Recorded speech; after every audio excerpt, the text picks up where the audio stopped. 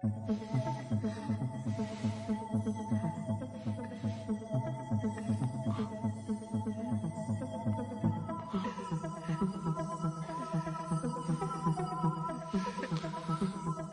कहानी है आरती और उसके बेटे अश्विन के बीच में। आरती का पति अब इस दुनिया में नहीं रहा है।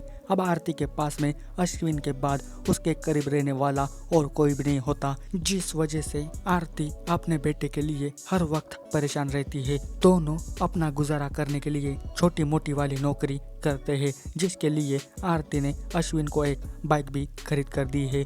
पर आरती को अश्विन के बाइक चलाने से बड़ा डर लगता है। इसी वजह से वो अश्विन को समझाने लगती है कि बेटा, तुम गाड़ी को बहुत ही धीरे चलाया करो, क्योंकि तुम्हें अगर कुछ हो गया तो मेरा क्या होगा। इधर अश्विन अपनी माँ की बातों को हाँ में हाँ करके अपना नाश्ता खा लेता है और फिर वो अपने ऑफिस जाने के लिए निकलता है, जिसके बाद वो अपने कानों में ईयरफोन्स लगाकर जाने लगता है। पर जाते समय उसका रास्ते में एक बहुत ही बड़ा एक्सीडेंट हो जाता है, जिससे उसके सिर पर काफ़ी गहरी चोट लग जाती है।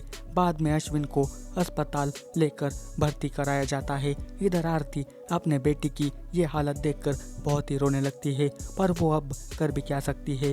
फिर कुछ दिनों बाद आरती अश्विन को घर पर ले आती है, पर सिर पर ज़्यादा मार लगने की वजह से वो पूरा पैरालाइज हो जाता है, जिसके कारण वो बोल भी नहीं पाता और ना ही चलने की हालत में होता है। फिर भी माँ जी अपने बेटे की सेवा में लग जाती है। फिर अगले दिन आरती श्री के पास जाकर कहने लगती है कि मैंने अपने बेटे का जीवन ऐसे बर्बाद होते हुए नहीं देख सकती। कुछ तो इलाज होगा ना, जिससे मेरा बेटा जल्दी से ठीक हो जाए। तो डॉक्टर श्री आरती की बातों को समझकर कहता है कि जितनी अच्छी ट्रीटमेंट और आप उसका अच्छे से देखभाल रखेंगी, अश्विन उतना ही जल्दी ठीक हो जाएगा। पर आरती कहती है कि अगर मैं रोज घर पे रहूंगी तो मेरे पास पैसे कहाँ से आएंगे, क्योंकि मेरी जितनी भी सेविंग्स थी वो तो सारी अश्विन के ऑपरेशन में लग गई। अब आप ही बताइए मैं क्या करूँ। तो डॉक्टर श्री आरती को सलाह देता है कि आप अश्विन की देखभाल करने के लिए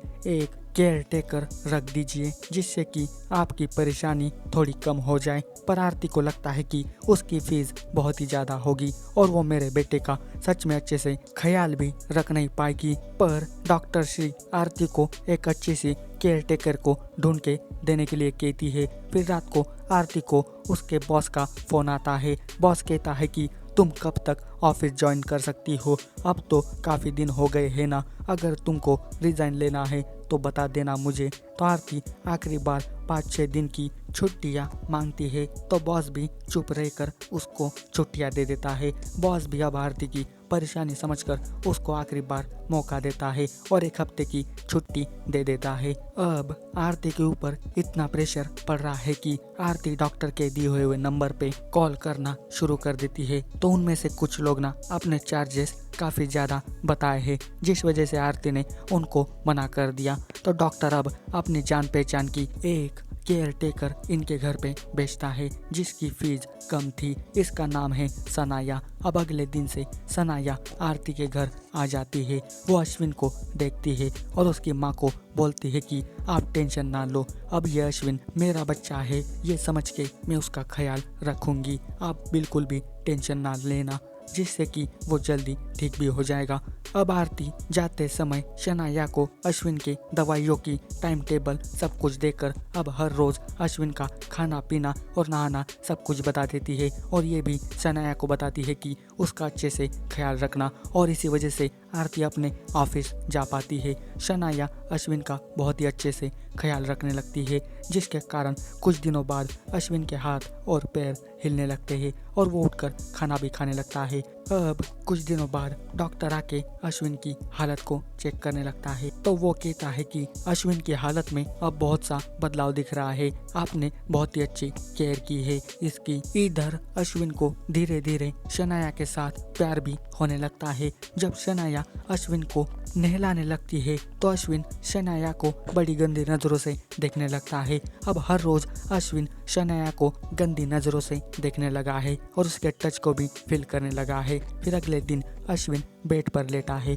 और शनाया कपड़े रख रही है। अश्विन शनाया की आंखों में देखकर इमेजिन करने लगता है। बस उसे लगता है कि शनाया एक हॉट साड़ी में आकर मेरे साथ रोमांस कर रही है, पर यह उसका तो एक ख्वाब होता है जो शनाया की चुटकी बजाते ही टूट जाता है। अब बाद में अश्विन गंदी वाली मैगजीन भी पढ़ने लगता है। तभी पीछे से शनाया आकर उसके हाथ से मैगजीन छीन लेती है। फिर शनाया भी अश्विन के साथ मिलकर वो मैगजीन पढ़ने लगती है और पढ़ते पढ़ते वो उसके साथ किस भी करने लगती है। लेकिन थोड़ी देर बाद ही शनाया बीच में ही वहाँ से उठकर चली जाती है और बाहर जाकर सोचने लगती है कि मुझे ऐसा नहीं करना चाहिए था।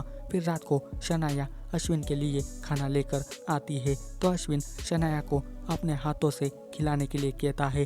तो शनाया कहती है कि तुम अब खुद भी खा सकते हो ना, कुछ दिनों बाद तुम पूरी तरह से ठीक भी हो जाओगे, फिर मैं यहाँ से चली जाऊंगी। फिर अश्विन गुस्से में आकर शनाया को यहाँ से जाने के लिए कहता है और बिना खाना खाए सो जाता है। अब रात को अश्विन ना शनाया को देखने लगता है और शनाया भी अपनी तिरछी नज़रों से अश्विन को देखने लगती है, पर अश्विन अपने आप को कंट्रोल नहीं कर पाता तो वो बहुत ही गुस्सा होने लगता है। तो शनाया इसके बारे में बहुत ही सोच विचार करने लगती है कि अगर ये ऐसा ही चलता रहा तो अश्विन की तबीयत फिर से खराब हो जाएगी, मुझे कुछ तो करना पड़ेगा। इसके लिए अब वो वही करती है जो पिछली बार उसने आधा अधूरा छोड़ा था और अब वही होता है जो किस्मत में लिखा है। और आपको बहुत ही गजब वाला पलंग तोड़ सीन देखने को मिलेगा जो बहुत ही सुंदर सीन है। और आपको ये सीरीज कैसी लगी ये मुझे कमेंट करके बताना और ऐसी ही वीडियोस पाने के लिए जल्दी से मेरे चैनल को भी सब्सक्राइब कर देना। जाते समय